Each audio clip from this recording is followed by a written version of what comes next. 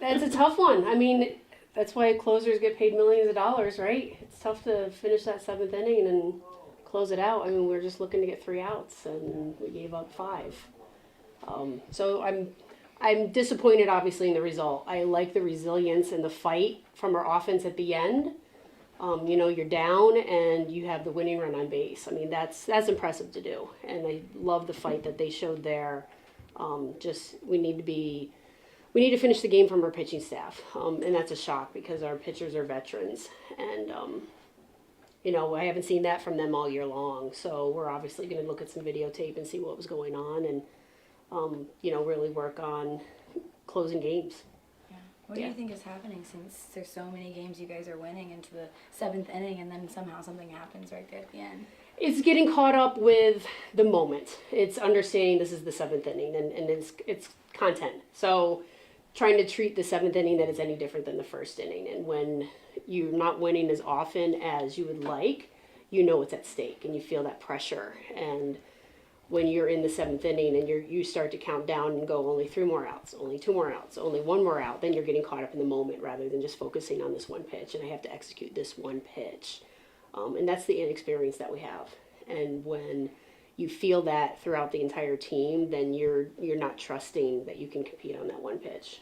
With Lauren having such a solid 6 innings, having that 1 walk to start the 7th, just what kind of made you pull her all of a sudden? And hindsight, right? I mean, that's easy to do. She was out of time, and she was on time for the entire game. And when she's out of time, that was the reason why I made the pitching change. It wasn't like it was a competitive walk. The ball was dropping out early, so it was, and I'm looking back, and obviously Emma Nichols can throw great drop balls and roll out some ground balls, and she struggled finding the strike zone, and then the same with Megan Schumacher. So obviously hindsight, leave Krings in. It might be a different ball game, but at the same time, I trust our bullpen and I trust what they are prepared to do. We just didn't execute. What was the decision to bring Krings back in the 7th, and also just kind of what was the conversation with her?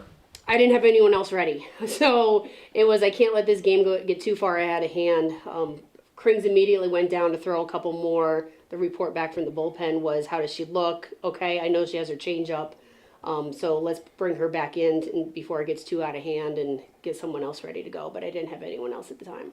Mm-hmm. And it gave you guys a chance. And just speaking about that bottom of the 7th inning, Chantice at the plate, really good battle there. Just kind of overall, how do you like the team giving you some runs and giving you a chance in the bottom of the 7th? And that's all I ask. That's all I ask is to be competitive, to compete and give us an opportunity and get the tying run up. Like that's the big thing. When you're down in the bottom of the 7th inning, it's get that tying run up, and we did that even more. So that resiliency and that grit, that's great. That's really good to see because we easily could have just gone down 1, 2, 3 and packed it in as soon as we gave up the lead. It's just disappointing that we did give up the lead, but it was great to see that Katie Chester, a freshman, coming through with that base hit to right field. That's huge. Yeah, you had to have liked seeing from the bottom of the order, seeing them put some stuff together there. We definitely need that. Yeah, absolutely. We need that. And, I made a couple changes with Daly at third to protect Alex Honnold because Daly's seeing the ball pretty well, to protect her a little bit more so she can get a little bit better pitch selection because they completely pitched around her yesterday.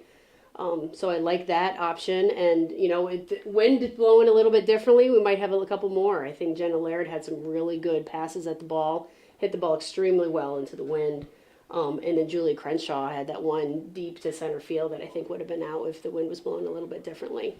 But yeah, we're getting some good production throughout the lineup, and I think Peyton Jackson is doing extremely well at that 9-hole to turn the lineup back over to the top. Going off of that, just how important she's came up big this series. How important is PJ in that 9 spot? Huge. I mean, I'm toying around in my head on, do I move her up to have more at-bats? Because there's about 100 at-bat difference in the course of the season from the 9-hole to the leadoff hitter. Do I move her up to get her more opportunities? But she's so great at the bottom to turn it over for Jenna and Alex. So right now, I think I'm just going to leave her down there, and hopefully we get some more people on base in front of her that she can really capitalize. But she's been having great at-bats.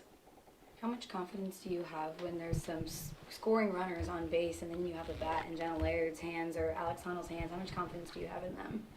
Oh, I have confidence in everybody. There isn't anybody that steps up to bat that I don't believe in. I mean, they wouldn't be in the lineup if I didn't. So I believe in everybody the whole way through. It's Jenna and Alex are different.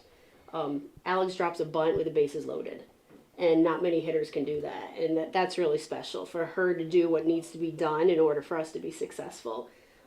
Jenna and Alex understand what they need to do in order to help their team, and that might be turn on a ball and hit to the right side, that might be a deep fly ball, that might be dropping a bunt, and they're completely selfless in doing whatever they need to do. Alex told us she was a little confused when you told her to lay down a bunt. Just what was the conversation you had with her? I had to give the sign twice, and she just kept staring at me like, Coach, are you okay?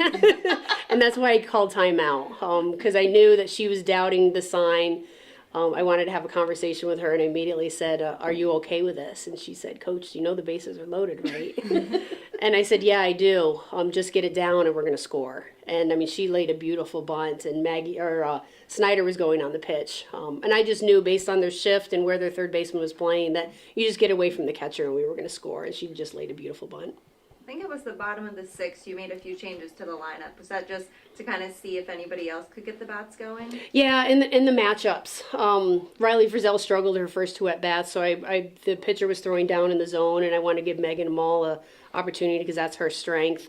And then the same thing with Snyder, just to have a different look.